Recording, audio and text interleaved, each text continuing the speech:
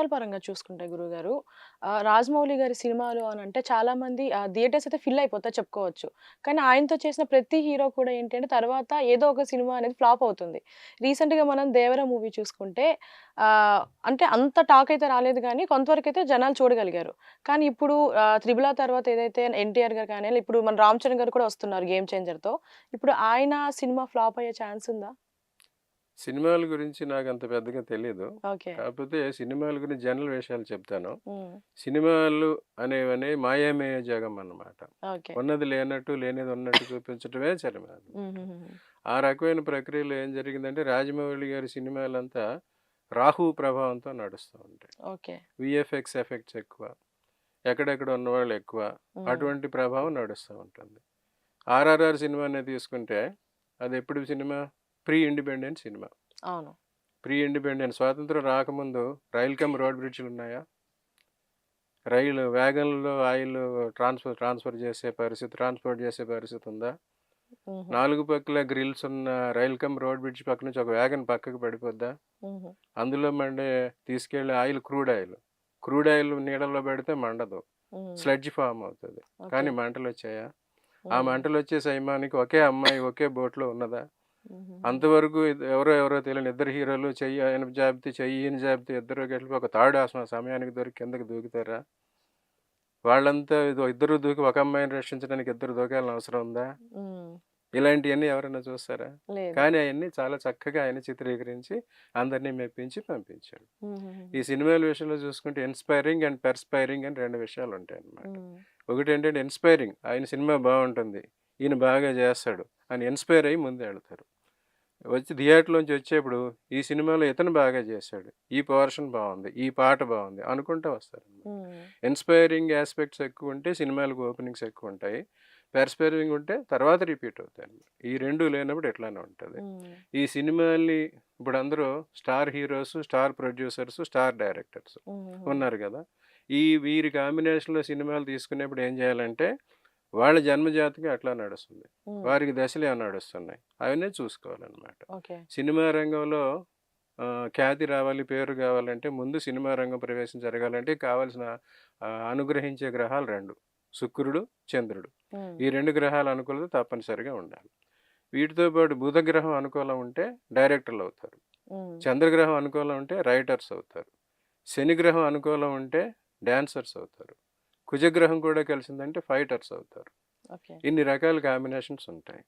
ఈ కాంబినేషన్స్‌లో పిక్చర్స్ తీసేప్పుడు, ఈ star heroes వాళ్ళతో తీసేప్పుడు తప్పనిసరిగా వారి జన్మ జాతకం దాని మీద ప్రభావం చూపిస్తుంటది. మీరు చెప్పిన 'ఎన్టీఆర్' అతని జాతకం ఏదో కొంత డీటెయిల్స్ ఎవరో నాకిచ్చారు. హుహుహుహు. అతనిది సింహరాశి, సింహలగ్నం, పుబ్బా నక్షత్రం. కాపోతే అతనికిప్పుడేదో చెడు దశ, కేతు దశ ఏదో నడుస్తుంది. ఓకే. ఆ తర్వాత అంతవరకు కొంత ఉన్నాయి. హ్మ్. ఎప్పుడైతే స్టార్ హీరో జాతకం బాగోదో దానికి సంబంధించిన వ్యూస్ రావు.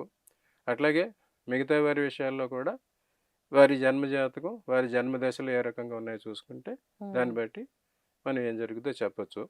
ఓకే. ఎప్పుడూ కూడా ఒకటే, ఒక మంచి విందు భోజనం తర్వాత ఏం తిన్నా అది రుచించదు. అవును. అలాగే రాజమౌళి సినిమాలు మంచి విందు భోజనం లాంటివి. హ్మ్. వాటికి గ్యాప్ ఉంటే తప్ప విజయం సాధించడం కష్టం. కష్టం అంటారు. అంతేగాని 'రాజమౌళి' గారు చేసిన సినిమా ఆయనతో చేసిన తర్వాత ఇట్లా ఫ్లాప్ అవుతుంది అనేది నిజం కాదంటారా? అదే చెప్పాను కదా! రాజమౌళి గారి మీద రాహు ప్రభావం ఎక్కువ. ఓకే. ఆయన చాలా విపరీతంగా ఎక్స్‌పాండ్ చేసి చూపిస్తాడు. హుహుహు. మళ్ళీ ఆ స్థాయిని మించే చిత్రం వస్తే తప్ప వీరు కారు. సో, హ్మ్. ఎప్పుడు కూడా అంత హై లెవెల్‌కెళ్ళినప్పుడు ఎప్పుడు నెక్స్ట్ ఫిల్మ్స్ ఫ్లాప్ అవుతా ఫ్లాప్ ఉంటాయి. అయింది. గురుగారు ఇప్పుడు చూసుకుంటే మన తెలుగులో చూసుకుంటే ఎక్కువగా ఈ ట్రెండింగ్‌లో ఉన్న హీరోలు ఎవరు అనంటే 'అల్లు అర్జున్' గారు కానియండి, 'ప్రభాస్' గారు కానియండి, 'ఎన్టీఆర్ రామ్ చరణ్' వీళ్ళందరూ ఏమన్నా మన పాలిటిక్స్‌లోకి వచ్చే ఛాన్సెస్ ఉందంటారా? పాలిటిక్స్‌లోకి రావాలంటే హ్మ్. అనుకూలించే గ్రహాలు రాజగ్రహాలు, రాజలగ్నాలని ఉంటాయి.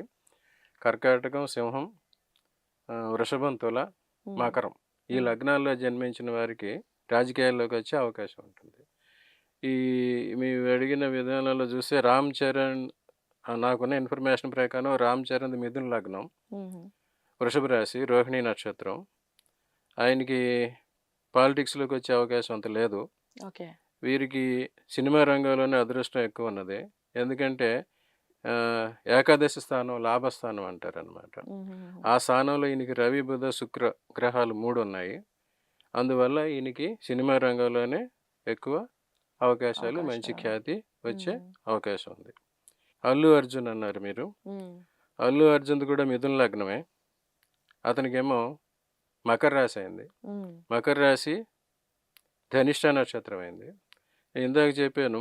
శుక్రుడు వాటితో పాటు శని గ్రహం కూడా అనుకూలంగా ఉంటే వాళ్ళు మంచి డాన్సర్స్ అవుతారని చెప్పాను. అవును. దాని ప్రకారం ఈయన మంచి డాన్సర్ అయ్యాడు. ఇక ఈయనకి కూడా చూసుకుంటే ఏకాదశంలో ఈయనకి బుధ కుజులున్నారు. హ్మ్. 10 స్థానంలో రవి ఉన్నాడు. ఈయనకి కూడా రాజకీయాల్లోకి వచ్చే అవకాశం అంతగా లేదు.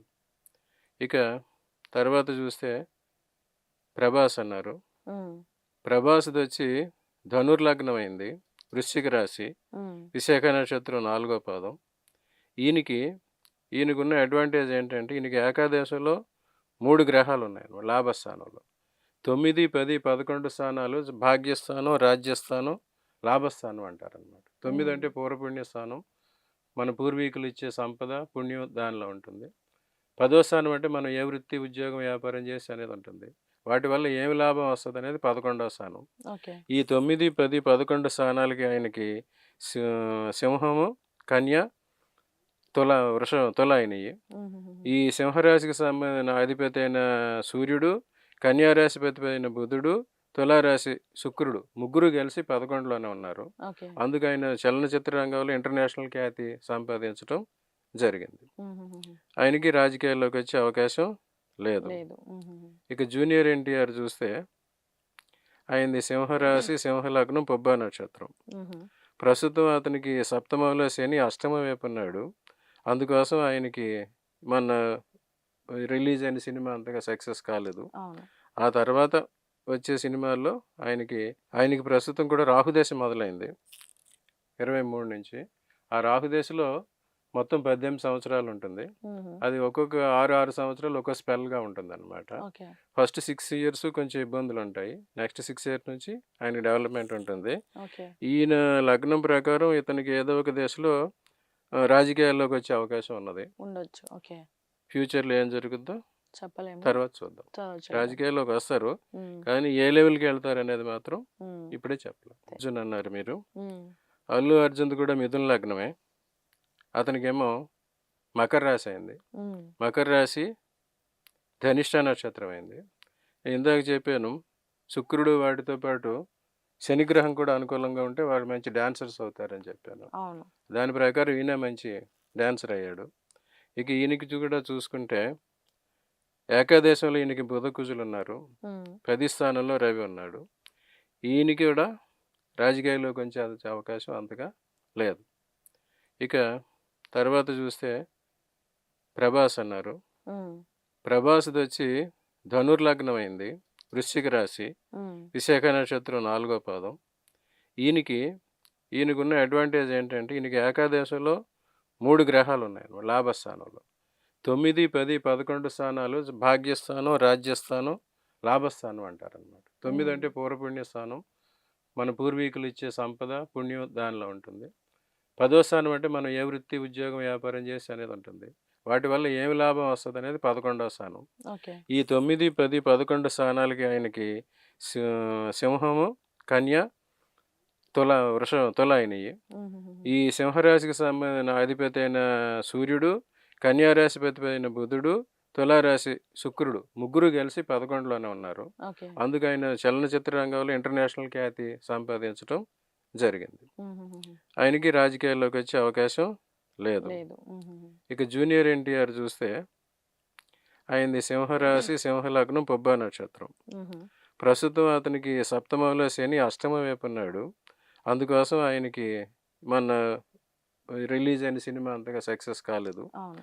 ఆ తర్వాత వచ్చే సినిమాల్లో ఆయనకి ప్రస్తుతం కూడా రాహుదశ మొదలైంది 23 నుంచి.